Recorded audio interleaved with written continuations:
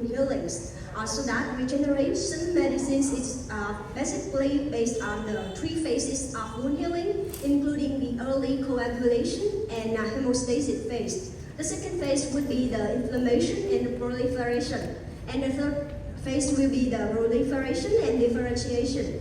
So there are three phases of the wound healing. We are conducted some advantage in the regeneration medicines. And there are three pillars of the regenerative medicine that I would like to introduce today. First is the cells and their derivative. And we have a lot of stem cells. However, among those stem cells, we have the adipose-derived stem cell and nanofat grafting. However, today's presentation only focus on the non-surgical treatments. So that I would just give a brief summary about the cell and derivative. The second pillar of regenerative medicine would be the biocues. That we already know a lot about the platelet-rich plasma, platelet-rich fibrin, and extracellular vesicle. And the last but not least, pillar of the regenerative medicine would be the scaffold of regenerative, including the calcium hydroxyapatite, the hyaluronic acid, poly-L-lactic acids, and we will go through three pillars. And the first pillar will be the cells and their derivative. We have a lot of stem cells that can be used in regenerative medicine. However, the adipose-derived stem cell and nanofat grafting will be used the most. However, it is mostly used in the surgical procedure, so that today we will figure some feature of the cells therapy. So among many stem cells that we have been used, meta-analysis has been conducted to figure out which cell therapy have been used the most and have been used a lot in aesthetic dermatologies. So we have three types of stem cells that have been used a lot in the cell therapies, that is derived from the umbilical cord blood, the adipose tissue, the bone marrow. However, one of the most important problems that we have to face with the cell therapy is the quality of the stem cell. With the stem cell, we need to validate the culture and preservation conditions, and about the cell banking, the cellular homogeneity, and about the dose variations. Because with each indications, we will have a very different variation of the stem cell. We have different type of the stem cell as well as the cell number for each indications. And we also need to validate the cell survival after thawing and the cell survival during transport. And another problems that we need to solve besides the quality is the efficacy of the stem cell. So which is the best administration route?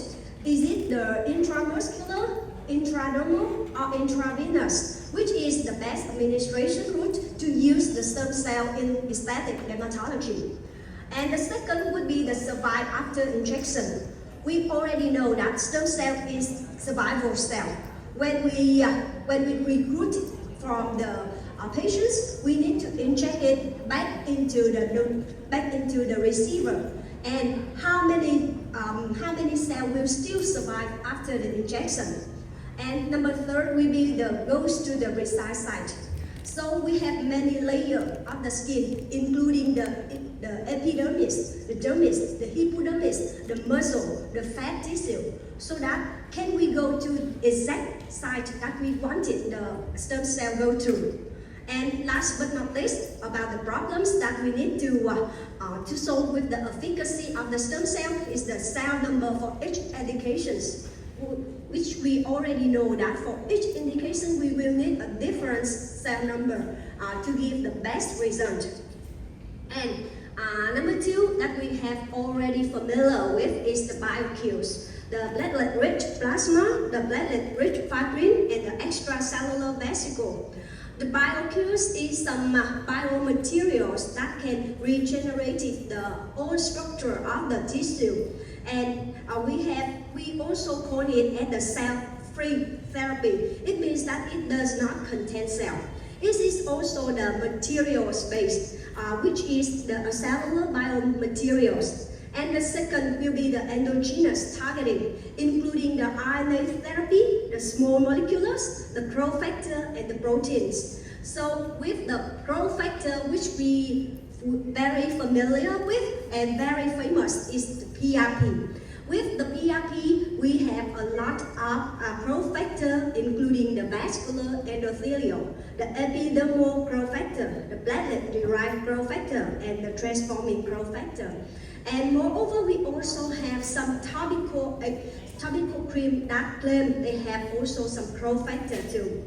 So with those growth factor, each growth factor will be in charge for each indications like the growth of epithelial cells, the growth and new generation of keratinocyte, or the new generation and repair of blood vessel, and also for the collagen productions. And for many indications in aesthetic dermatologies, including the wound healing, improved scar appearance, enhanced fat crafting, the striatum, the hair loss, rejuvenate the skin, and can be used in many pigmentary disorder, and it can be used also adjunctive in cosmetic surgeries.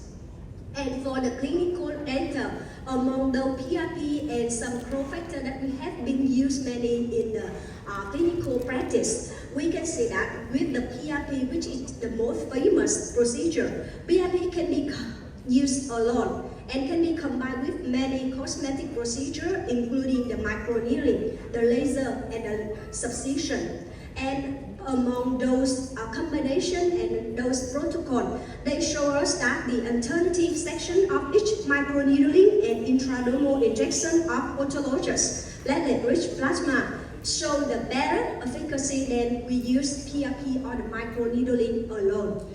And for the combination procedure, which combinations with the PRP show the most efficacy? It is the PRP plus the microneedling show the best efficacy more than hyaluronic acid plus the microneedling, especially in the treatment of acne scar. And it is some clinical study and some treatment schedule show us the evidence of the efficacy and also the safety of PRP use in aesthetic dermatology, including the PRP as a monotherapy and also combined with other procedures like the fractional laser resurfacing and also the microneedling. And we also have one more agent that is the BioQs that have been very famous today, and we have already talked about it a lot. That is the extracellular vesicle.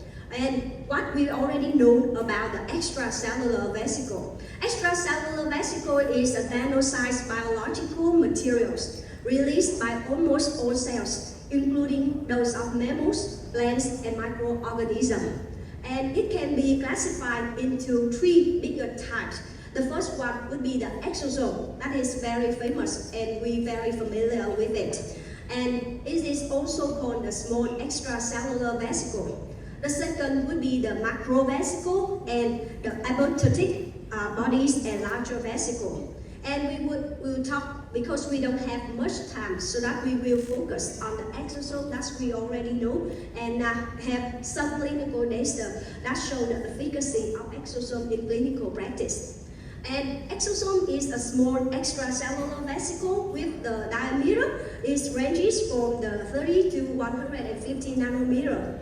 And regarding the structure of exosome, it is combined. It is include the bioactive lipids, the protein, the DNA, and also many RNA and also non-coding RNA. And this is the most important most important roles of the exosome in the tissue in charge of the cell-to-cell communications. And so that it can be have many indications in the aesthetic in dermatology, including the wound healing.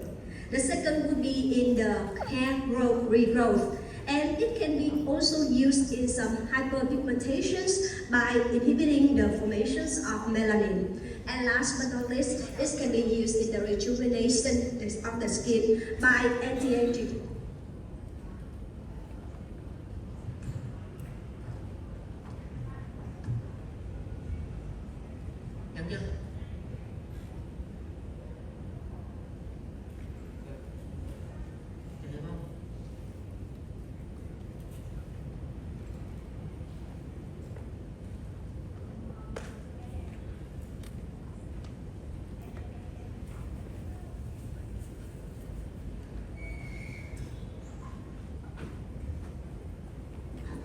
So sorry for the technical mistake.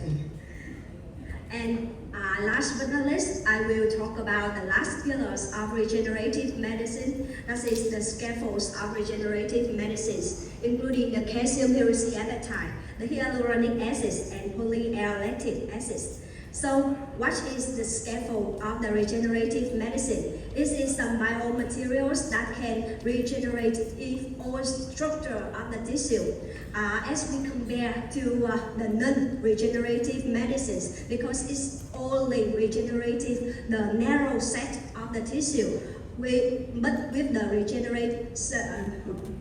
regenerative medicine, it can stimulate. It can be considered as the biostimulator, and it can stimulate all type of the tissue. So the regenerative scaffolds, that is biomaterials that inhibit a chronic inflammatory response, reverting the fibrosis and enhancing physiological tissue regeneration. And it is consisted of the calcium hydroxyapatite, the hyaluronic acids, and polyallylactic acids, dermophilus. And it can play an important role in the space support and barrier, the typically inert and non-bioactive, regulatory property of tissue regeneration, collagenesis, fibrosis, and immune activity. And this is the short summary, that comparison between HA, CAHA, and ELLA. So about the, I'm so sorry because it's have a form mistake over here. So about the efficacy between the HA, CAHA, and ELLA, we can see the most important and the most famous efficacy of the HA is to keep the skin hydrated and smoothing, especially in the epidermis and dermis. With the CAHA, it can add volume and reduce wrinkles. And it is considered as the biostimulator. It can give us the result of neocollagenesis. And with the BLLA, it also has the efficacy of stimulate collagen productions over the time.